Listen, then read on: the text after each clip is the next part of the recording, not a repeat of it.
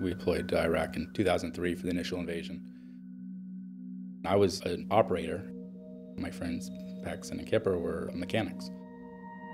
I knew Kipper, and we were lance corporals, and we got in a lot of trouble together. And then David Paxton, staff sergeant, there wasn't anything about the Marine Corps he didn't know. And I was a sergeant. We were all 25 when we went to Iraq.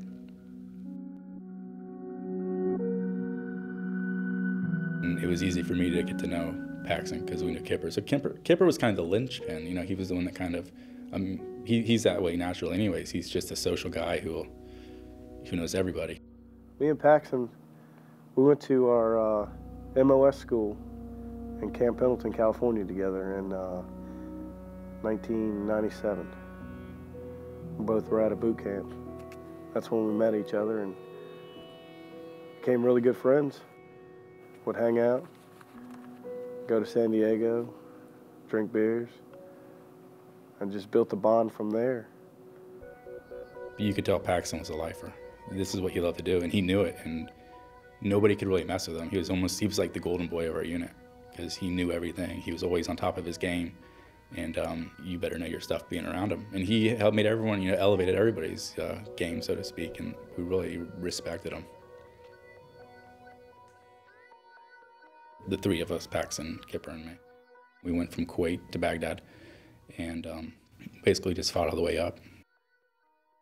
Our very first combat experience was in Nasiriyah, and that was one of the bloodiest battles of the Iraq War. The Marine Corps does a pretty good job at getting you ready for challenges, but you can't be ready for seeing dead Marines on the ground.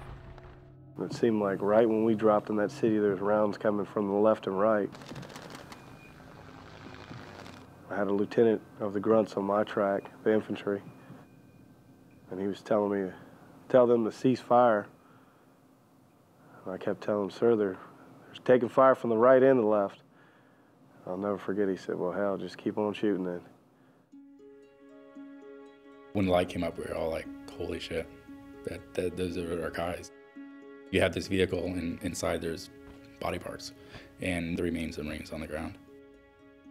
I'll never forget that. It's just like constantly stays in my mind. Whose was it? Knowing that he didn't make it.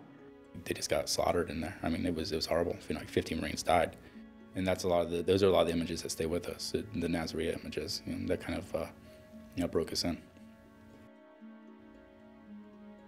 You don't really think about your death as much as you think about the death of the guys to your left, to your right.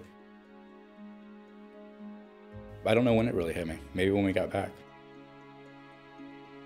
Paxton left Kuwait before we did. My active duty time was up a month later, and I moved to Phoenix after that.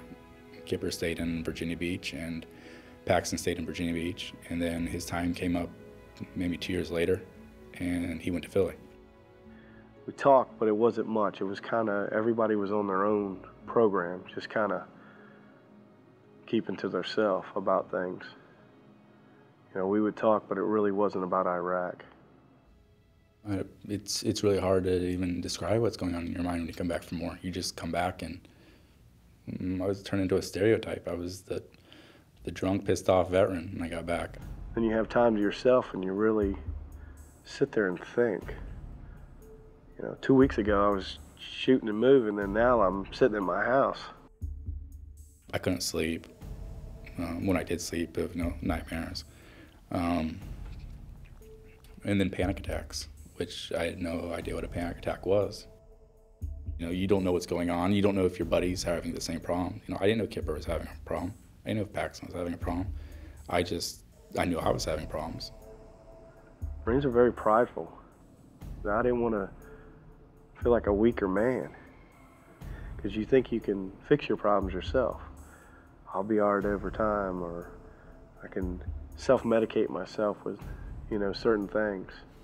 I spent a lot of time drinking and just trying to forget what I'd seen, and it turns out most of my friends are doing the same thing. To me, my self-medication, if I could drink, I could put it behind me, but it doesn't work. To hear Kipper has problems too, it made it a lot easier for me to deal that I had problems. You're not ready until you're ready. You know, I think my life had to go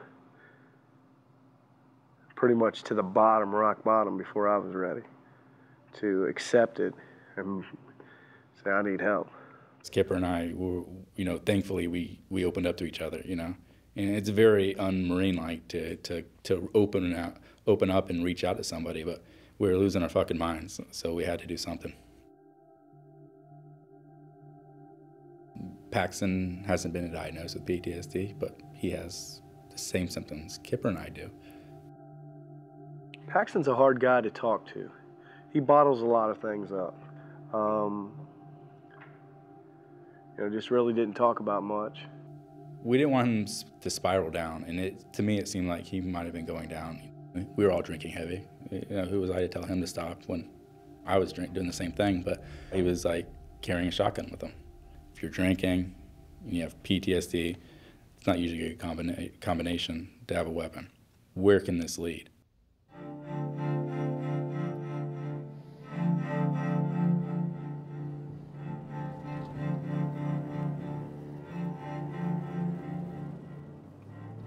I don't think we mellowed out.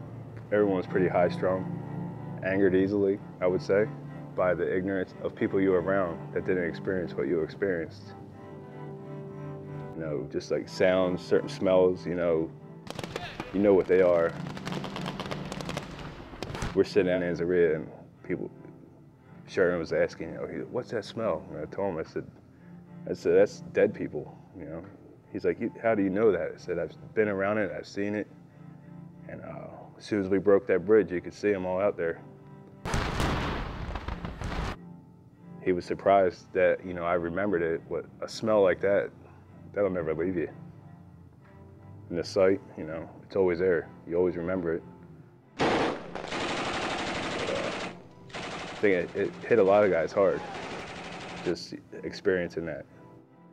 Try to scare us off, that this could happen to us. The villagers that were executed and displayed on the side of the road, there was some, and it was obviously executions. Some they had their hands tied behind their back, some were missing heads, were shot. Yeah, the bus loads full of dead people. So you always think about it. Sometimes you see it when you're sleeping. Driving around here in just normal everyday life, I think about it. I never talked to Paxton about PTSD. He doesn't come out and say, hey man, I'm having problems. And I think Paxton's guilt for not going back the second time makes him feel like he's not worthy to get rid of the pain. The unit got their second activation order, and they told me right away that there was no way I was going. They found out that I had the bad disc. I wanted to go, but there was nothing, it was out of my hands. I couldn't control it. They got the orders, and of course Paxton called me like he did before. We both talked about it on the phone, and it both made us feel like dirtbags. He was still active duty in the Marines and had a bad back. And that he felt like that was his fight. That's what he's a Marine for life. He felt, like he was betraying them, I guess. Why the guys I went with the first time were there, that they were back, and here I am, going to the beach on the weekends and living a normal life like nothing was going on. When I felt I should have been back over there with them. When the unit went, guys were fleeing. And here Paxton wants to go. When I left the unit, Brad Harper came in maybe right after me. Paxton and Kipper both came very close with Brad. Brad Harper was a reservist radio operator, and met him at the unit probably, I guess, about after a year being there. That's when he transferred in. And at first, he was kind of quiet, laid back, and then as he worked his way in to the unit, he became more liked, more outgoing. Started hanging out, doing things together, became closer as friends, not just as, two Marines that worked together on a drill weekend. We hung out more than that. You know, it wasn't just a drill weekend relationship. Like some Marines come down, you know, you talk to them, you know them, and then you don't see them for another month or two. You know, this is a guy we hung out with all the time. Who would think that a reserve unit is going to get activated twice within a span of 2.5 years? Well, they get activated, and you know, Brad goes to Iraq because he's a Marine and that's what he's going to do. Paxton wanted to go too because he's a Marine. That's what he thought he was going to be allowed to do, but you know, they told him no. They said, Paxton, you're not going. And you know, it's almost like like sticking their finger in the wound. You know, Paxton's helping them get ready and helping the unit get ready and seeing his friends off, and they leave him, and he's off. I mean, he's at the unit really at a ghost town by himself, just waiting by the phone. It was a deadly day in the Al-Anbar province. 14 U.S. Marines were killed after an IED detonated under their amphibious assault vehicle. I was in the admin office when the casualty message came through. First question that was asked, but the obvious question, was any of our Marines? And at first they said no. Then they read the list again, and Brad was near the bottom of it. It's kind of like everything stopped. You know, right away you start thinking, you know, who's telling his wife, who's telling his parents? Paxton, he had a hard time with it because, number one, nobody wants to bury their friend. You know, he was requested by Brad's wife to escort Brad home, and that's a big thing to swallow. You have to go and pick your friend up, right up.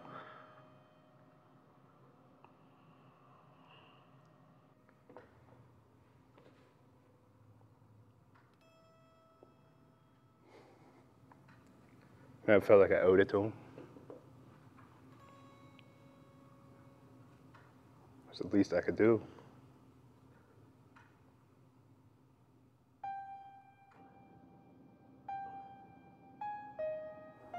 The whole town was out there waiting for him.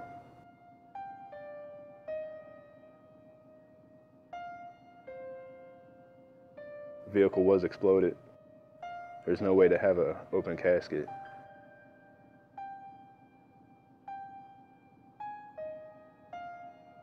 Only thing they were able to recover was a dog tag. Had to give that to his wife. But when I went to hand it to her, his mom also put out her hand. You know, and only had one item. I had to give it to the wife because she was the next of kin. I don't think the mom understood at the time, but it was horrible. You know, I did it for Brad. I don't think I'd ever wanted to do it. I don't think I could do it again.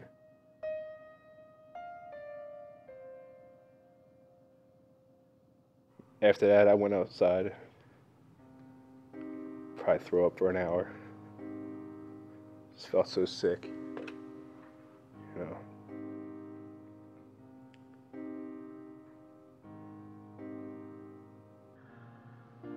I know that wasn't easy for him. Knowing that your buddy's not coming home. Your buddy, he's home, but he's not home and alive. You're not able to spend that time with him.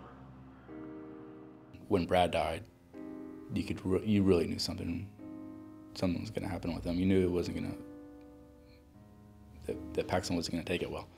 So, I mean, over the years, you know, just from talking to him, he doesn't come out and say, I feel guilty, but you know it's there. You know, I asked myself if I was there, you know, would it have been different? Would he been on a different vehicle? Or, you know, or would I have been in the vehicle? You know, what if I was there, could I have stopped it? If I was there, could it have been me also? He wasn't there for his friend Brad. And so this weighs really heavy on Paxton. He went down. He had a downward spiral for a while. It's been 7 years since we were in Iraq and 5 years since Brad died. You know, he's been having a hard time. I was worried that if he's not going to seek help and he's got access to something that can do damage, where can this lead? Kipper and I went to Philadelphia to help her friend. First time Kipper's been allowed out of his house in a while, so.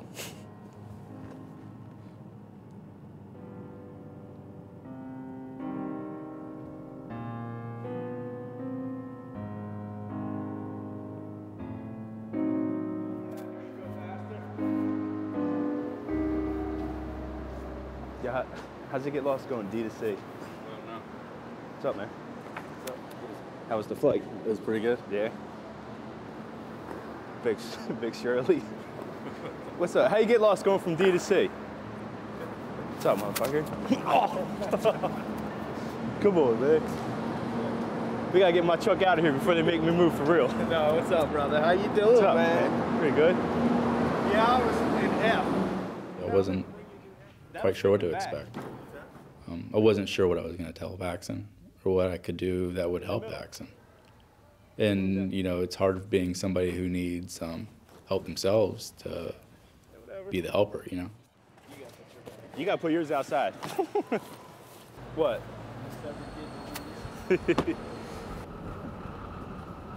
Nasty weather here. You missed all the snow. You could have been here for that.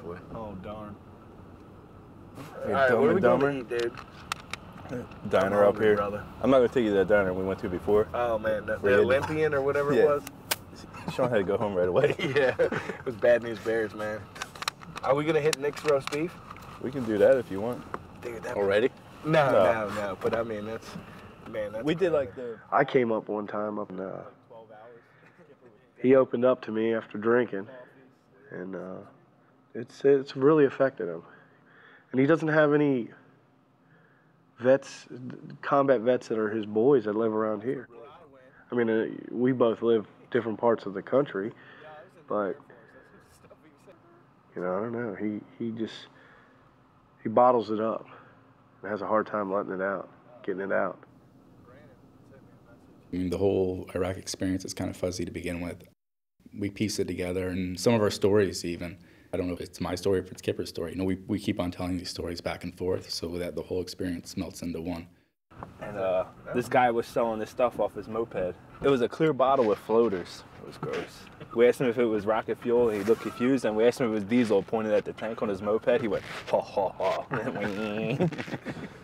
But everyone that drank it, man, got all boo-hoo. It was horrible. That was the one time I swore I'd never drink again. But that dude came back 2 days later and we bought another bottle. Got all banged up again. He told me that one day, man. I was just like, you gotta be kidding me, man. Yeah, we were right back into it. Paxton always concerned me more than anybody because his experiences made me want to reach out to him a little bit more than somebody else.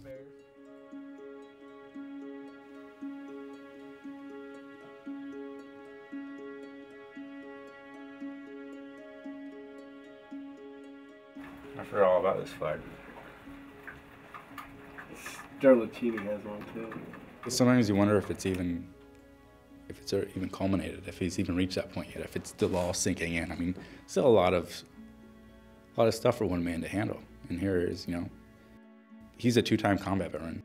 Then he buries his friend, and then he's asked to leave the Marine Corps after doing all this stuff from the Marines.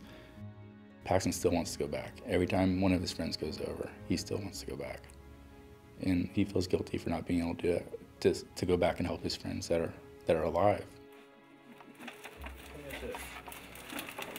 Hey, you want something too? That's the only poster I got. So. I want something? Hell no, I don't want nothing. There you go. No, take it. No, I'm not gonna take your poster. It's the only one. And I'll never hear the other. But I appreciate it. You don't want it? No, I appreciate it. Put it on the shelf.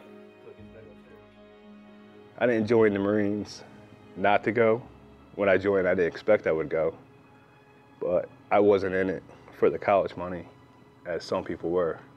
I wasn't in it for free school. I was in it to be a Marine and serve our country.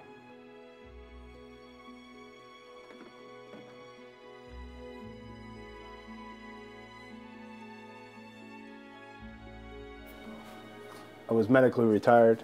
I was finally given my official certificate. I was temporarily retired for a while.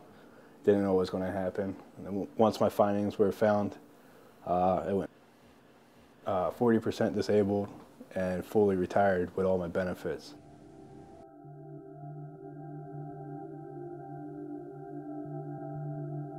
Some of it, I don't even know what it is. We made an oath to each other, just being an open ear to listen to, things that he has going on that's bothering him. I know when I get things out, it makes me feel better, and he's called me numerous times, Talking to us about it has, I think, helped him deal with a lot of things. Knowing he's not alone, we all have our different battles that we fight ourselves. The first time wasn't with Kipper or Paxton that I learned about this insanity. It was when I read W.D. Earhart's book. And that's what I was like, this other guy, he's a Marine, has a Purple Heart, he's in Vietnam, and he came back with some issues. It kind of, pushed me forward to start talking to other people about it and start writing about it myself. So I think I bought a book for Kipper, and I sent it to him. I said, hey, you got to read this book. And he read it, and Kipper doesn't read a lot. He's, it's not his thing. So he read it, and he's like, man, that was good. And, and when we went to Philadelphia, I wanted both of them to meet him. Nice to meet you. Sean, nice to meet you. He's kind of been a mentor to me. And I thought, hey, what a great way for these guys to meet him. Someone who's been where we've been. I read one of your books, Passing Time. Clint gave it to me. I read it. It's a good book. Thank you. It was a little close to home when you first started. Yeah, it did. Yeah, it is. People often ask me, was it hard to write that stuff? Writing was easy. It was the living, doing it was the hard part. Does that help you put closure Talking about to it stuff? is not exactly closure, but it dealing with stuff. Yeah. I worked with a counselor for about a year, and it worked out for me. It made me a clearly thinking person now compared to living in, it's not fears, but just things that bother, that learning to cope with life. When I got back, no one knew an Iraq war veteran or any other combat veterans really. And they'd be like, did you kill anybody? I think I emailed you that once. I was like, this girl said, what do you say? Bill said, ask her, well, do you like to fuck? And then she goes, that's personal. I said, well, so is the question you just asked me. It was, For me, it's just easier to talk to someone that I was there with. They're not going to bullshit me, and I'm not going to bullshit them. No smoke and mirrors, we lived it. When you know that someone else has experienced, shooting somebody and being shot at, you don't have to explain anything. You all know exactly what it's like. It's the little things, you can talk about it and not be judged. So much different than talking to a civilian and having to explain, oh, what's an IED? What's an RPG? Did you ever kill anybody? These are all questions that combat veterans don't ask you. Did your wife ever ask you about Iraq? Nope. Never. Mine either. I've been button hooked a few times. I mean, she's seen the pictures, but she's never, we've never sat down and talked about it. Anything. I don't even think she's ever asked. Well, I mean, it's like anybody else. We hold back. I mean, I don't have a problem. You've been there. We were there together. And it's no big deal for us talking amongst each other. But it's just I have a hard time opening up to her about it. It's a lot easier to talk to them, about what you did than someone that never did it. And I guess for me, that's been my form of counseling, I would say, because I don't know, just haven't made a decision to go talk to anybody yet about anything, just talk to the people I was with. And he's come to terms, but he hasn't seeked help, from a counselor, and that's what helped me is somebody that's not living my world, and then I think that's what he needs. Counseling, they're operating from a book, If they don't know what you've been through, how can they help you? If they haven't experienced it themselves. I don't think we truly get on with life. I mean, this is conversations we've had with each other, because to me it's a picture book. You know, you just, you know, like this, and you just flip the pages, you know, and you can relive it, and every day if you want or not, you know. And to me now, I guess I'm at a point in my life I can put it somewhere and lock it up, and then when I want to bring it out and remember it. But I mean, I truly never forget it. I just was talking to a guy, and he asked me, how long did it take you to readjust when you got home? I said, what makes you think I'm readjusting? What, because I look kind of normal, I have to keep my shoes tied? What does it mean to be readjusted? You know, you don't heal, you learn to live with it. You learn strategies to live with it, and that's what you guys have been doing. Him agreeing to do the film, I mean, when I explained to him that this is about you, Paxton, I wasn't exactly sure how he was going to react. And for him to open up that much, you know, in front of a camera, I was really surprised. I didn't expect to take that much from him, I guess. I mean, I'd say, to be honest, I've been for a long time. I was worried about you. I mean, we've all had our stages where we've looked like we were going to go out and, you know, blow people away. Yeah. Where do you think you are now in the process? I mean, do you think it's getting better, or does it get worse? What is it like? I'm not even really sure how to answer that, you know. I wanted him to confront what was going on. And I think by asking somebody where you are, you know, you're asking them to, you know, to give them a situation report on their mental health. But by asking that question, I guess I was hoping he would maybe reflect a little bit on where he was in life, or where he was going. I just hope he sees where he is, pushes him a little closer to counseling. Like a counselor, you know, they're not there to judge you, but to help you get on with your life, and, you know, and deal with depression, and, you know, and that's something he has to, we can't make him do it.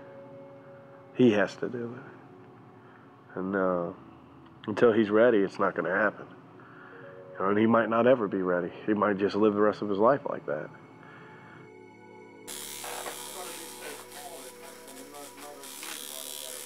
Call it the Soldier's Cross for Brad.